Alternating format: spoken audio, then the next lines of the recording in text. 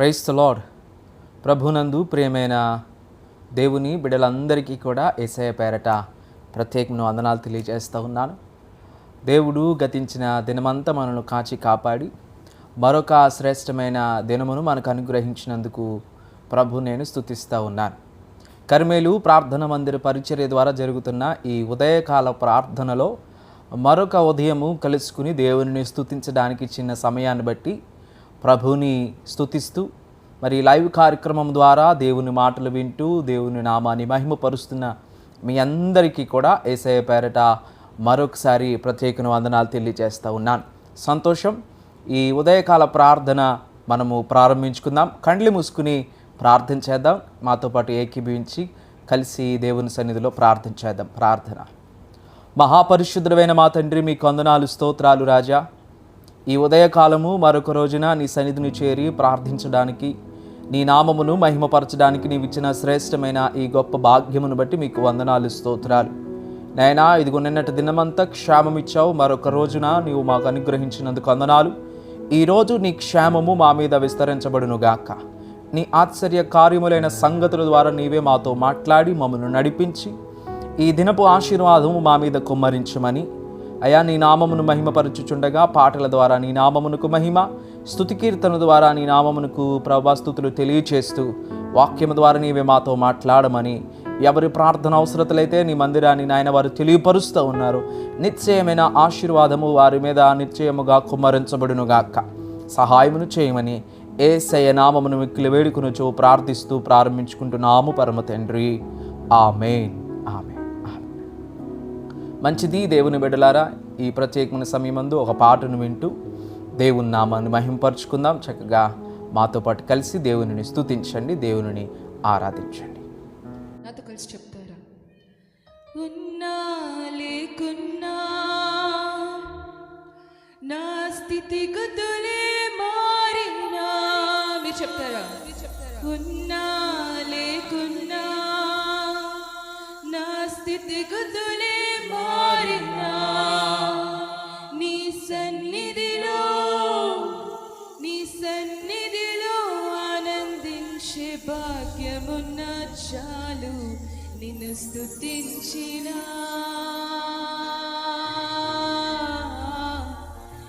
స్తుతించినా చాలు. నా బ్రతుకు దినములు నిన్ను పొగడిన చాలు. నా గుండె గుడిలో నిన్ను స్తుతించిన చాలు. నా బ్రతుకు దినములు నిన్ను పొగడిన చాలు. నా గుండె గుడి. చెప్తారా? ఉన్నా లేకున్నా నా స్థితిగతులే మారినా, ఉన్నా లేకున్నా నా స్థితిగతులే మారిన, నీ సన్నిధిలో ఆనందించే భాగ్యమున్న చాలు. నిన్ను స్తుతించిన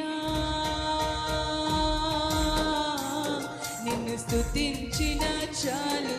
నా బ్రతుకు దినములు నిన్ను పొగడిన చాలు.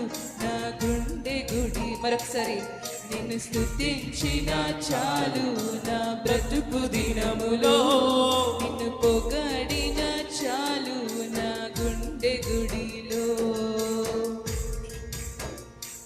స్తుతులకు పాత్రుడవు నీవేనయ్యా, స్తోత్రార్హుడవు నీవేనయ్యా. నీవేనయ్యా, మాకు నీవేనయ్యా. ఈ లోకంలో ఎవరున్నా లేకపోయినా మనకి తోడున్నది మన యేసయ్య ఒకరే. ఆయనకి స్తుతులు స్తోత్రాలు చెల్లించుతూ పాట పాడుతున్నాం.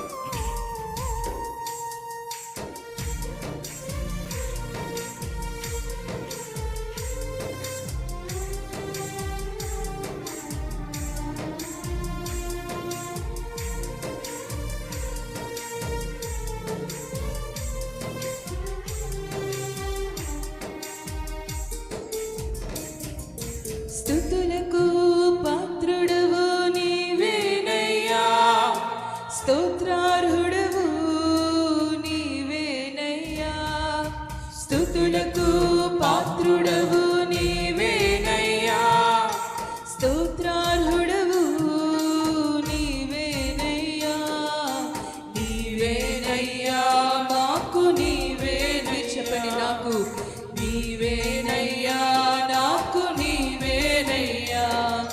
స్తుతించిన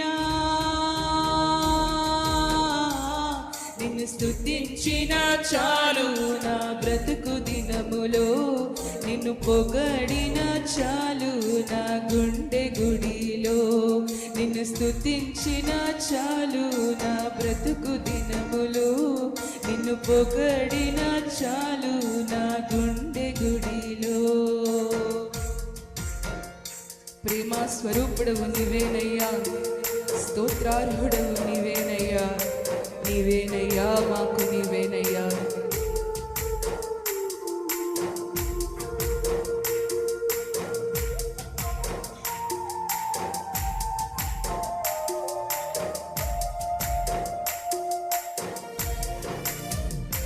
సంతోషముతో దేవుడికి చప్పట్లు కొడుతూ పాట పాడుతున్నాను.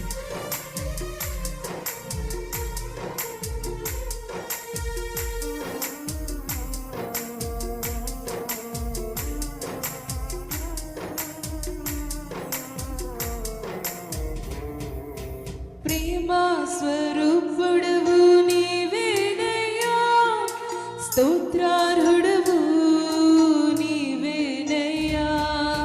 ప్రేమా స్వరూపుడవు నీవేనయ్యా, స్తోత్రార్హుడవు నీవేనయ్యా. నీవేనయ్యా నాకు నీవేనయ్యా, నీవేనయ్యా మాకు నీవేనయ్యా. నిన్ను స్తుతించినా స్తుతించిన చాలు నా బ్రతుకు దినములో నిన్ను పొగడిన చాలు నా గుండె గుడిలో నిన్ను స్తుతించిన చాలు నా బ్రతుకు దినములో నిన్ను పొగడిన చాలు నా గుండె గుడిలో. ఆది సంబోధుడవు నీవేనయ్యా, ఆదరించు దేవుడవు నీవేనయ్యా, నీవేనయ్యా నాకు నీవేనయ్యా. మన కష్ట సమయాల్లో, దుఃఖ సమయాల్లో, ఒంటరితనములో మనల్ని ఆదరించు దేవుడు మన యేసయ్య. జ్ఞాపకం చేసుకొని స్తుతులు స్తోత్రాలు చెల్లిద్దాము.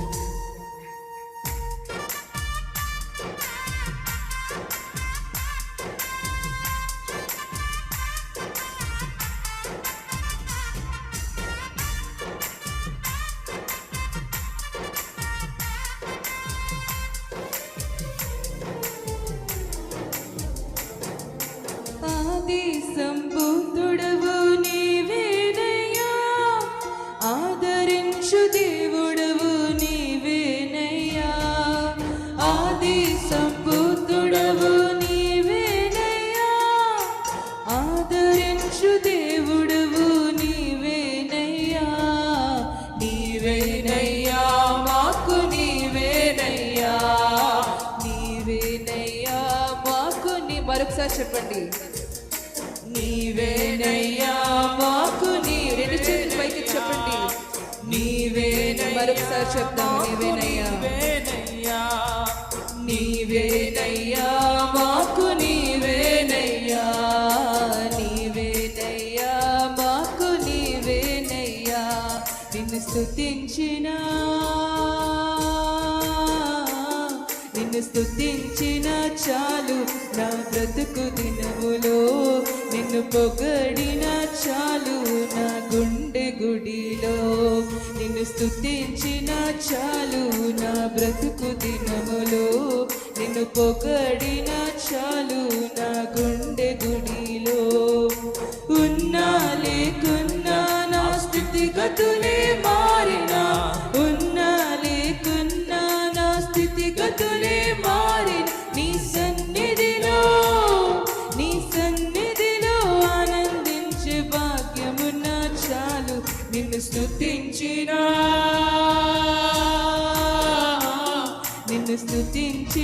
చాలు నా బ్రతుకు దినములో నిన్ను పొగడిన చాలు నా గుండె గుడిలో నిన్ను స్తుతించిన చాలు నా బ్రతుకు దినములు నిన్ను పొగడిన చాలు. చివరిగా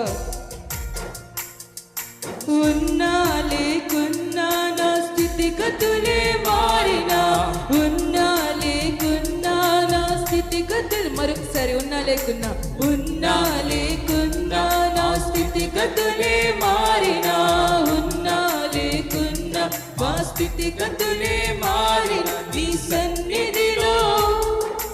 సన్నిధిలో ఆనందించే భాగ్యమున్నా చాలు, నిన్ను స్తుతించిన చాలు నా బ్రతుకు దినములు, నిన్ను పొగడిన చాలు నా గుండె గుడిలో, నిన్ను స్తుతించిన చాలు నా బ్రతుకు దినములు, నిన్ను పొగడిన చాలు. మంచిది, చక్కగా పాటలు పాడి దేవుని నామాన్ని మహింపరచాం.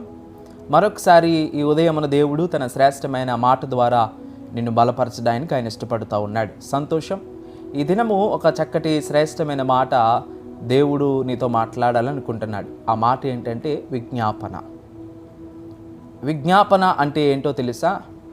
మన హృదయాలను దేవుని సన్నిధిని కొమ్మరించుట, మన అవసరతలను దేవునికి తెలియపరచుట, మన ప్రార్థనా మనవులను దేవుని సన్నిధిలో ఆయనకు విన్నవించుకున్నటే విజ్ఞాపన. ఈనాటి చాలామంది క్రైస్తవ ఆధ్యాత్మిక భక్తి జీవితంలో ప్రార్థన చేస్తారు, కానీ విజ్ఞాపన ప్రార్థన చాలామందిలో తక్కువ కనపడుతూ ఉంటుంది. అసలు విజ్ఞాపన అంటే ఏంటి అని అంటే, మన హృదయమంతటితో దేవునికి విజ్ఞాపన చేయుట. ఎట్లా అంటే ప్రార్థన, మనం రోజు చేసుకునేదే ప్రార్థన. మరి విజ్ఞాపన ప్రార్థన అంటే ఏంటంటే, ఆ రోజు యబ్బోకు రేవు దగ్గర యాకోబు దేవునితో ప్రార్థన చేశాడు. చూసారా? తన హృదయమంతటిని దేవుని సన్నిధిని కుమ్మరించాడు. ప్రభువా, నాకున్న ఈ భయంకరమైన పరిస్థితులన్నిటి నుండి అయా నాకు విడుదలనిచ్చేవాడవు నీవే అని ఆ రోజున యబ్బోకు రేవు దగ్గర యాకోబు ప్రార్థించినట్లుగా మన హృదయాన్ని దేవుని సన్నిధిని కుమ్మరించుట. స్తోత్రం. అలా ఎప్పుడైతే నువ్వు దేవుని సన్నిధిని ప్రార్థన చేయడానికి ఇష్టపడతావో ఖచ్చితంగా నీ జీవితాల్లో ఆశీర్వాదాన్ని చూస్తావు. ఈ రోజున శ్రేష్టమైన మాట దేవుడు నీతో మాట్లాడే మాట ఏంటంటే, మన క్రైస్తవ ఆధ్యాత్మిక భక్తి జీవితంలో మనకు ఉండవలసిన ప్రధానమైన ఆయుధం ఏంటో తెలుసా? ప్రార్థన. దానికి సహతోడుగా దేవుడు మనకు అనుగ్రహించే ఒక గొప్ప అవకాశం ఏంటో తెలుసా? విజ్ఞాపన. ఈ రెండూ కలిసి మనం ప్రార్థన చేయగలిగితే, అంటే విజ్ఞాపన ప్రార్థన కలిపి మనం ఎప్పుడైతే ప్రార్థన చేస్తామో దేవుడు తన ఆశీర్వాదాన్ని బహుమెండుగా ఇస్తాడు. హల్లెలూయా. నీ జీవితంలో ఎదురవుతున్న ప్రతి శోధన, ప్రతి కష్టము, ప్రతి నష్టములన్నిటి నుండి దేవుడు నీకు విడుదలనివ్వాలంటే నేను అంటాను, ప్రార్థనతో పాటు విజ్ఞాపన నీవు జోడించి ప్రార్థన చేయగలిగితే ఆ ఆశీర్వాదాన్ని నీవు కనులారా చూడబోతున్నావు. కాబట్టి పరిశుద్ధ లేఖన భాగంలో ఒక మాటను మీకు జ్ఞాపకం చేస్తాను. పరిశుద్ధ లేఖన భాగము నుండి ఫిలిప్పీలకు రాసిన పత్రిక 4వ అధ్యాయము 6వ చరణాన్ని చూద్దాం. ఫిలిప్పీలకు రాసిన పత్రిక 4వ అధ్యాయము 6వ చరణంలో ఈ రీతిగా దేవుడు మాట్లాడుతూ ఉన్నాడు. చదువుతున్నాను, వినండి. దేనిని గూర్చి చింతపడకుడు కానీ ప్రతి విషయములోనూ ప్రార్థనా విజ్ఞాపముల చేత కృతజ్ఞత పూర్వకముగా మీ విన్నపములు దేవునికి తెలియజేయుడి. మరలా చదువుతున్నాను, వినండి. దేనిని గూర్చి చింతపడకుడి కానీ ప్రతి విషయంలోనూ ప్రార్థనా విజ్ఞాపముల చేత కృతజ్ఞతాపూర్వకంగా మీ విన్నపములు దేవునికి తెలియచేయుడి. దేవునికి స్తోత్రం. ఇక్కడ భక్తుడు ఫిలిప్పీ సంఘంతో మాట్లాడతాడు, మీరు దేనిని గూర్చి చింతపడకుడి. అండ్ మీరు చేయాల్సిన పని ఏంటో తెలుసా? కృతజ్ఞతాపూర్వకంగా ప్రార్థనా విజ్ఞాపముల చేత మీ ప్రతి అవసరత దేవునికి తెలియపరచుడి అని శ్రేష్టమైన మాట ఇక్కడ పౌలు గారు ఫిలిప్పీ సంఘంతో మాట్లాడుతూ ఉన్నాడు. దేవునికి స్తోత్రం. నేనంటాను, ఏ విషయంలో చింతపడకూడదు. నీ చింత యావత్తు ఆయన తీర్చగలిగిన సమర్థుడు కాబట్టి చింతపడకుండా నీ భారమంతా యెహోవా మీద మోపాలి. ఇక్కడే అందుకే మాట్లాడతాడు కదా ఫిలిప్పీ సంఘంతో, అయ్యా మీరు దేనిని గూర్చి చింతపడకుడి కానీ ప్రతి విషయములలోనూ ప్రార్థనా విజ్ఞాపముల చేత, ఒకటి ప్రార్థన, రెండు విజ్ఞాపన, ఈ రెండు ప్రార్థనా విజ్ఞాపముల చేత కలిపి మీరు దేవునికి కృతజ్ఞత తెలియపరిస్తే ఆయన మీ ప్రతి అవసరతలను దేవుడు తీరుస్తాడని ఈ పరిశుద్ధ లేఖన భాగంలో పౌలు గారు మాట్లాడుతూ ఉన్నాడు. హల్లెలూయా. కాబట్టి నేను అంటాను, నీ చింతకు బదులు విజ్ఞాపన చెయ్యి, నీ అవసరతకు బదులు దేవునికి ప్రార్థన చేయి. దేవుడు ఖచ్చితంగా నీ ద్వారాలను తెరవబోతున్నాడు. ఇక్కడ శ్రేష్టమైన మాట నేనంటాను, ఈ విజ్ఞాపన నీవు ఏర్పాటు చేసుకోగలిగితే ఖచ్చితమైన ఆశీర్వాదాన్ని నీవు పరిశుద్ధ లేఖన భాగముల నుండి అనేక మంది భక్తులు పొందుకున్నట్లుగా నీవు కూడా పొందుకోబోతున్నావు. దేవునికి స్తోత్రం. మరొక మాటని మీకు జ్ఞాపకం చేస్తాను. అసలు విజ్ఞాపన అంటే ఏంటంటే మన ప్రతి అవసరత దేవునికి వినయపూర్వకంగా ఆయనకు తెలియపరచడం. నువ్వు ఎప్పుడైతే దేవునికి వినయపూర్వకంగా తెలియపరుస్తావో ఖచ్చితమైన ఆశీర్వాదాలను పొందుకుంటావు. చూద్దాం, కీర్తనకారుడు రచించిన 62వ కీర్తన 8వ మాటలో ఈ రీతిగా ఉంది. జనులారా, ఎల్లప్పుడూ ఆయన యందు నమ్మిక ఉంచుడి, ఆయన సన్నిధిని మీ హృదయములను కుమ్మరించుడి, దేవుడు మనకు ఆశ్రయము. హల్లెలూయా. విజ్ఞాపన అంటే ఏంటో తెలుసా? నీ హృదయాన్ని దేవుని సన్నిధిలో కుమ్మరించుట అన్నాం కదా. ఇక్కడేమో ఆయన యందు నమ్మిక ఉంచుడి, ఆయన సన్నిధిని ఇగో మీ హృదయములను కుమ్మరించుడి అని. కాబట్టి ఈ విజ్ఞాపన అంటే ఏంటంటే మనం దేవుని సన్నిధిలో మన ప్రతి అవసరత తెలియపరచడానికి మన హృదయం అంతటితో దేవుని సన్నిధిని ప్రార్థించాలి. నేను అంటాను, ఈ రోజున చాలామంది కుటుంబాల్లో ఆర్థిక సమస్యలు, బాధలు, కష్టాలు, శోధనలు, వారి అవసరతలు, వారి ఆత్మీయ పోరాటము, వారి శారీరక పోరాటాల్లో నలిగిపోతున్న వారు చాలామంది ఉన్నారు. నేను అంటాను, నీవు ఎప్పుడైతే ప్రార్థనతో పాటు విజ్ఞాపన ఏర్పాటు చేస్తావో నీ హృదయం అంతటితో దేవుని సన్నిధిని నువ్వు కుమ్మరించగలుగుతావో ఖచ్చితంగా ఇక్కడ ఆయన అంటాడు, ఇదిగో మనకు ఆశ్రయమైన దేవుడు మీ ప్రతి అవసరములను తీర్చును. హల్లెలూయా. కాబట్టి మీ ప్రతి అవసరతలు తీర్చబడాలంటే ఆయన సన్నిధిని మీ హృదయములు కుమ్మరించబడాలి. కాబట్టి ప్రార్థన ఒకటే మన ఆధ్యాత్మిక జీవితాలను సరిపోదు సుమ్మి. అందుకే దానికి విజ్ఞాపన కూడా యాడ్ చేస్తే, అంటే ఈ రెండూ కలిసి ఎప్పుడైతే నీ ఆధ్యాత్మిక జీవితాన్ని సరిపాలనలో ఉంచగలుగుతాయో ఖచ్చితంగా నీ ఆశీర్వాదాన్ని నువ్వు పొందుకోగలుగుతావు. కాబట్టి ఈనాటి చాలామంది క్రైస్తవులు ప్రార్థన చేస్తున్నారే తప్ప విజ్ఞాపన ప్రార్థన చేయలేకపోతున్నారు. విజ్ఞాపన అంటే ఏంటో చెప్పాను కదా, మీ హృదయములను దేవుని సన్నిధిని కుమ్మరించుడి. ఆనాడు యబ్బోకు రేవు దగ్గర యాకోబు ప్రార్థించినట్లుగా నీవు కూడా నీ అవసరత కొరకు దేవుని సన్నిధిని ప్రార్థన చేయగలిగితే ఖచ్చితంగా దేవుడు మీకు జవాబులను ఇవ్వబోతున్నాడు. దేవునికి స్తోత్రం. నేనంటాను, నువ్వు ఎప్పుడైతే విశ్వాసంతో విజ్ఞాపన చేస్తావో నీవు దేవుని ఆశీర్వాదాలు చూడబోతున్నావు. పరిశుద్ధ లేఖన భాగం నుండి ఒక మాటను మీకు జ్ఞాపకం చేస్తాను. హెబ్రీయులకు రాసిన పత్రిక 11వ అధ్యాయం 6వ చరణాన్ని చూద్దాం. హెబ్రీయులకు రాసిన పత్రిక 11వ అధ్యాయం 6వ చరణంలో, విశ్వాసము లేకుండా దేవునికి ఇష్టులై ఉండుట అసాధ్యము, దేవుని యొద్దకు వచ్చేవాడు ఆయన ఉన్నాడనియు తను వెదుకువారికి ఆయన ఫలము దయచేయువాడని నమ్మవలెను కదా అన్నది. అసలు విజ్ఞాపన అంటే ఏంటి? విజ్ఞాపన అంటే ఇందాక మనం మాట్లాడుకున్నాం, దేవుని సన్నిధిని మన హృదయములను కుమ్మరించుట. పరిశుద్ధ లేఖన భాగంలో యాకోబు కనపడుతూ ఉన్నాడు కదా, యబ్బోకు రేవు దగ్గర దేవుని సన్నిధిని తన హృదయాన్ని కుమ్మరించాడు. దేవుడు తన పాత జీవితాన్ని, రోత జీవితాన్ని మార్చి సంతోషముగా మార్చాడు. నేనంటాను, విజ్ఞాపనకు అనేక ఆశీర్వాదములు దేవుడిస్తాడు. అసలు విజ్ఞాపనకు ఉండవలసిన కొన్ని లక్షణాలు చూపించి నేను ముందుకు వెళ్తాను. అసలు విజ్ఞాపనకు ఉండవలసిన కొన్ని లక్షణాలు ఏంటంటే, కీర్తనకారుడు రచించిన 51వ కీర్తన 17వ మాటను జ్ఞాపకం చేద్దాం. 51వ కీర్తన 17వ మాటలో ఈ రీతిగా ఉంది, చదువుతున్నాను, శ్రద్ధగా వినండి. విరిగిన మనసే దేవునికి ఇష్టమైన బలులు, దేవా విరిగి నలిగిన హృదయము నీవు అలక్ష్యము చేయవు. అసలు విజ్ఞాపన ప్రార్థనకు ఉండవలసిన ప్రధానమైన లక్షణాలు, అసలు విజ్ఞాపన ప్రార్థనకు ఉండవలసిన ప్రధానమైన లక్షణం ఏంటంటే, మొదటిది విరిగి నలిగిన మనస్సు. ఈ కీర్తనకారుడు మాట్లాడుతూ ఉన్నాడు కదా, విరిగిన మనసే దేవునికి ఇష్టము. నువ్వెప్పుడైతే దేవుని సన్నిధిని వినిగి నలిగిన హృదయముతో నువ్వు ప్రార్థన చేస్తావో ఆ ప్రార్థనను దేవుడు లక్ష్యం చేయడు. అది విజ్ఞాపనకు ఒక ప్రధానమైన లక్షణం. ఆ రోజు యాకోబు విరిగి నలిగిన మనసుతో దేవుని సన్నిధిని ప్రార్థించాడు కాబట్టి తన పాత రోత బ్రతుకును మార్చి దేవుడు ఒక సంతోషకరమైన బ్రతుకుగా మార్చాడు. హల్లెలూయా. విజ్ఞాపనకు ఉండవలసిన ప్రధానమైన లక్షణం ఏంటో తెలుసా? విరిగిన మనసు ఉండాలి. ఆ రాత్రి యాకోబు విరిగిన మనస్సుతో దేవుని సన్నిధిని తన హృదయం అంతటితో ప్రార్థించాడు. ప్రభువా, నా పరిస్థితులను మీరు మార్చండి అని దేవుని సన్నిధిలో తన హృదయం అంతటితో విరిగిన మనస్సుతో దేవుని సన్నిధిని ప్రార్థించాడు. తన జీవితాల్లో ఆశీర్వాదాన్ని పొందాడు. కాబట్టి క్రైస్తవుడా, దేవుని బిడ్డ, ఇదిగో విజ్ఞాపన చేసేటప్పుడు నీకు ఉండవలసిన ప్రధానమైన లక్షణం ఏంటో తెలుసా? విరిగిన మనస్సు.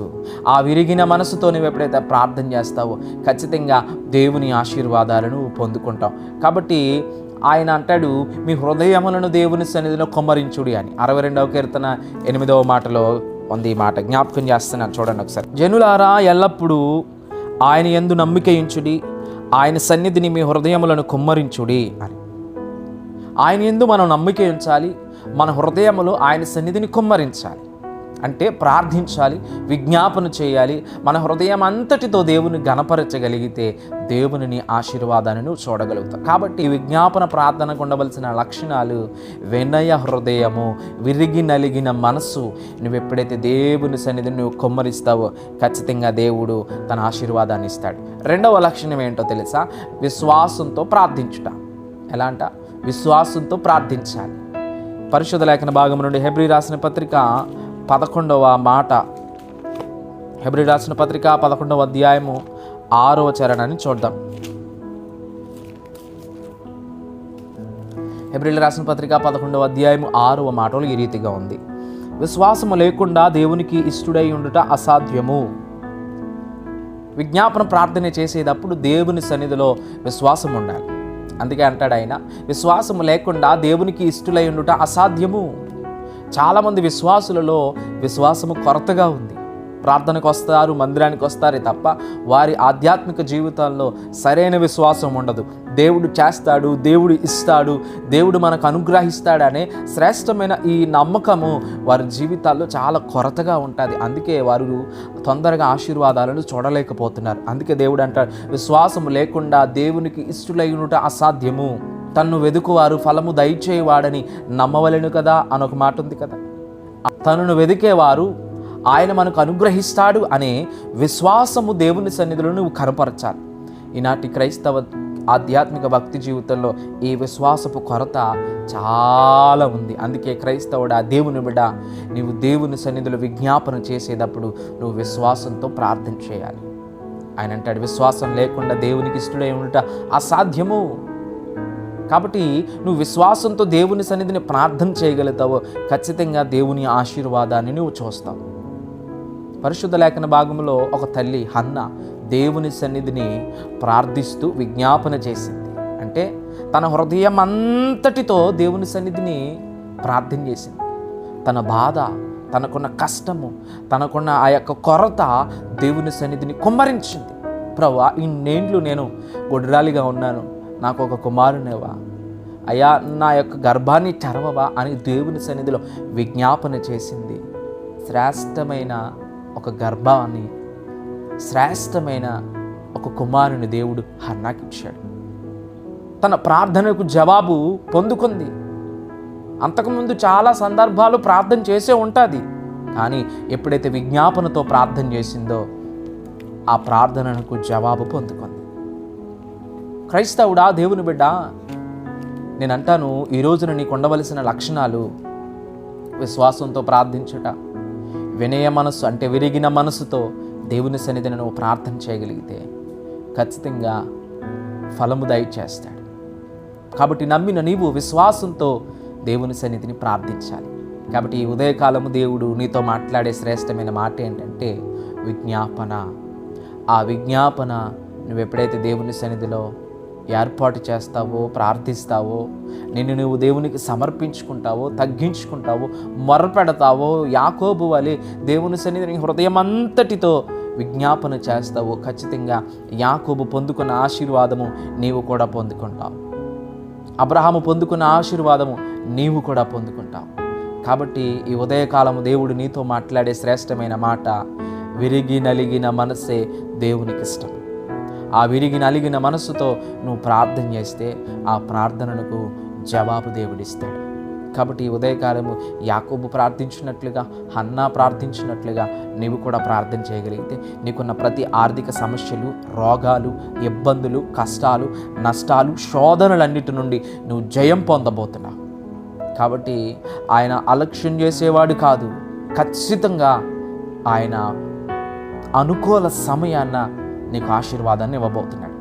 కాబట్టి ఈ ఉదయకాలం ఈ మాటలు విన్న నీవు నీ హృదయాన్ని బలపరుచుకో, విజ్ఞాపన చేయి, ప్రార్థన చేయి. ఆ విజ్ఞాపన ప్రార్థన నీవు ఎప్పుడైతే దేవుని సన్నిధిని ఏర్పాటు చేస్తావో ఖచ్చితంగా దేవుని ఆశీర్వాదాన్ని పొందుకుంటావు. కాబట్టి నమ్మిన నీవు దేవుని సన్నిధిలో ప్రార్థన చేస్తావా, విజ్ఞాపన చేస్తావా, ఖచ్చితంగా దేవుడు నీ జీవితంలో ఆశీర్వాదాన్ని ఇవ్వబోతున్నాడు. అలా నీ జీవితంలో దేవుడి కార్యాలు జరిగించాలని హృదయపూర్వకంగా సేవకులుగా మేము ఆశపడతాము. కాబట్టి మీ కొరకు మేము ప్రార్థన చేస్తాం. మీకు ఏదైనా ప్రార్థన అవసరతలు ఉంటే మాకు తెలియపరచండి. మీ పక్షాన మేము దేవునికి విజ్ఞాపన చేస్తాం. ఖచ్చితంగా దేవుడు ఆ విజ్ఞాపనకు జవాబునిస్తాడు. కాబట్టి కళ్ళు మూసుకుందాం, ప్రార్థన చేద్దాం. దేవుడు మీ జీవితంలో కార్యాలు జరిగించినట్లుగా. మహాపరిశుద్ధుడా, మహోన్నతుడా, మీకు వందనాలు, స్తోత్రాలు తండ్రి. ఈ ఉదయకాలము మరొక రోజున నీ సన్నిధిని మోకరించి ప్రార్థించడానికి ఇచ్చిన సమయాన్ని బట్టి వందనాలు అయ్యా. ఎందరూ ఆత్మతో సత్యముతో ఆరాధిస్తూ ఉన్నారు, వారందరినీ మీరు దీవించండి. ఈ ఉదయకాలము నైనా ఇదిగో నీవు మాతో మాట్లాడిన శ్రేష్టమైన మాట విజ్ఞాపన ప్రార్థన అయ్యా. కృతజ్ఞత పూర్వకంగా మా మనవులను నీకు విజ్ఞాపన చేయగలిగితే ఖచ్చితంగా మా మనవులు నీవు ఆలకిస్తావని నీవు సెలవిచ్చిన వాగ్దానములను బట్టి నేను స్తుతిస్తూ ఉన్నావు ప్రభువా. యాకోబు నీ సన్నిధిని విజ్ఞాపన చేశాడు, హన్నా నీ సన్నిధిని విజ్ఞాపన చేసింది. వారిరువురు జీవితాల్లో కార్యాలు జరిగించిన దేవుడా, మా జీవితాల్లో కూడా నీ కార్యాలను మీరు జరిగించండి. మూయబడిన ప్రతి ద్వారమును మీరు తెరవండి. మాకు అడ్డుగా ఉన్న ప్రతి సాతాను శోధనలన్నిటి నుండి జయమును మాకు అనుగ్రహించండి ప్రభువా. మీకు వందనాలు, స్తోత్రాలు.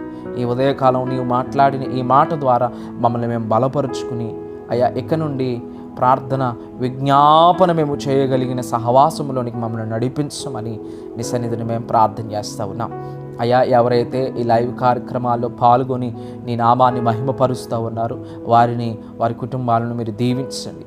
వారి ప్రార్థన మనవులు తెలియపరుస్తూ ఉన్నప్పుడు ఆ ప్రార్థన మనవులకు నైనా నీవు జవాబును దయచేయండి అయ్యా. హృదయపూర్వకంగా నీ సన్నిధిని మేము మొరపెడుతూ ఉన్నాం. వారి ప్రతి అవసరతలకు జవాబును మీరు దయచేయండి. వారిని మీరు దీవించండి, ఆశీర్వదించండి. మేలులతో వారి హృదయాలను మీరు తృప్తిపరచమని ప్రార్థన చేస్తూ ఉన్నాం అయ్యా. చదువుకుంటున్న బిడ్డలున్నారు, ఉద్యోగాలు చేసే బిడ్డలున్నారు, వ్యాపారాలు చేసే బిడ్డలున్నారు, చేతి పని చేసే బిడ్డలున్నారు. వారందరినీ మీరు దీవించండి, ఆశీర్వదించమని ప్రార్థన చేస్తూ ఉన్నాం అయ్యా. ఈ ఉదయకాలం ఎందరూ నీ నామమును మహిమపరుస్తూ ఉన్నారు. వారి కుటుంబాల్లో శ్రేష్టమైన కార్యము బహుగా నీవు జరిగించదువుగాక. సహాయం చేయండి ప్రభువా. ప్రార్థన విజ్ఞాపముల చేత నీ సన్నిధిని మొర్రపెట్టేవారిగా వారిని ఆధ్యాత్మికంగా బలపరచండి, ఆధ్యాత్మిక జీవితంలో స్థిరపరచమని ప్రార్థన చేస్తూ ఉన్నాం. అట్టి ప్రార్థన జీవితంలోనికి బిడ్డలను మీరు నడిపించండి నాయన. ఇదిగో మాకు ఇచ్చిన ఈ పరిచర్యలో అనేక అద్భుతాలు జరిగించున్న దేవుడవు. ఇంకను అనేకమైన ఆశీర్వాదాలు నాయన ఈ లైవ్ కార్యక్రమాల్లో పాల్గొంటున్న వారి జీవితాల్లో మీరు జరిగించండి నాయన. వారికి ఉన్న ప్రతి కష్టము శోధనలన్నిటి నుండి విడుదలని అనుగ్రహించమని ప్రార్థన చేస్తూ ఉన్నాం తండ్రి. వందనాలు, స్తోత్రాలు. ఈ రోజంతా నీ క్షేమము వారి మీద విస్తరించబడును గాక, నీ ఆశీర్వాదము వారి మీద కుమ్మరించబడును గాక. మూయబడిన ప్రతి ద్వారము యేసయ్య నామములో తెరవబడును గాక. నీవు సహాయమును చేయమని మేము ప్రార్థన చేస్తూ ఉన్నాం. కృతజ్ఞతాపూర్వకంగా మా మనవులను నీ సన్నిధిలో విజ్ఞాపన చేసినప్పుడు వాటికి జవాబుని మీరు దయచేయమని నీ సన్నిధిని మేము మొరపెడుతూ ఉన్నాం తండ్రి. వందనాలు, స్తోత్రాలు. నైనా ఆరోగ్యము లేని వారికి ఆరోగ్యం దయచేయండి, బలహీనులుగా ఉన్న వారికి శక్తిని దయచేయమని ప్రార్థన చేస్తూ ఉన్నాం. చేతి పనులు చేసుకుంటున్న వారిని, కూలి పనులు చేసుకుంటున్న వారిని, వ్యాపారాలు, నాయన ఉద్యోగాలు, చదువులలో ఉన్న బిడ్డలందరికీ మీరు క్షేమము దయచేయమని ప్రార్థన చేస్తూ ఉన్నాం. ఈ ఉదయకాల ప్రార్థన వారి పరిస్థితులన్నిటిని మార్చునుగాక నాయన. వారిని దీవించి ఆశీర్వదించమని మయా మా ప్రార్థన మనవులు మీ పాద సన్నిధిని సమర్పించుకుంటూ ఎంతవరకు నీ మాటల చేత మమ్మల్ని బలపరిచావు. ఇకను మీరు మాకు తోడుగా ఉండి రేపటి దినమునకు మమ్మల్ని సిద్ధపరచమని యేసయ్య నామమున మిక్కిలి వేడుకొనుచు నీ సన్నిధిని ప్రార్థిస్తున్నాం పరమ తండ్రి. ఆమేన్, ఆమేన్, ఆమేన్. మంచిది, అందరికీ వందనాలు. దేవుడు ఈ ఉదయకాలం తన మాటల చేత మిమ్మల్ని ఆదరించి దీవించునుగాక. మీకు ఏదైనా ప్రార్థన అవసరతలు ఉంటే మీరు మాకు తెలియపరచండి, మేము మీ కొరకు ప్రార్థన చేస్తాం. మరి తణుకు పరిసర ప్రాంత ప్రజలు ఎవరైనా మాతో పాటు కలిసి దేవుని స్తుతించాలనుకుంటే రండి. ప్రతి ఆదివారము కలిసి దేవుని స్తుతిద్దాం, దేవుని నామాన్ని మహింపరచుకుందాం. అందరూ అనేక మంది పాల్గొని దేవుని అద్భుతాలు చూస్తూ ఉన్నారు. మీరు కూడా రండి, పాల్గొనండి, దేవుని ఆశీర్వాదాన్ని పొందుకోండి. ఈ కార్యక్రమం మీకు ఆధ్యాత్మికకరంగా దీవెనకరంగా ఉంటే అనేక మందికి షేర్ చేయండి, లైక్ చేయండి, సబ్స్క్రైబ్ చేయించండి. తద్వారా ఈ పరిచర్య ద్వారా అనేక మంది ఆశీర్వదించబడతారు. ఈ పరిచర్య మీకు దీవెనకరంగా ఉంటే ఖచ్చితంగా ఈ పరిచర్యకు మీరు సహకరించండి. దేవుడు మిమ్మల్ని దీవిస్తాడు. అందరికీ వందనాలు. రేపటి ఉదయకాల ప్రార్థనలో కలుసుకుందాం. దేవుడు మిమ్మల్ని దీవించి ఆశీర్వదించునుగాక. ఆమేన్, ఆమేన్, ఆమేన్. Praise the lord.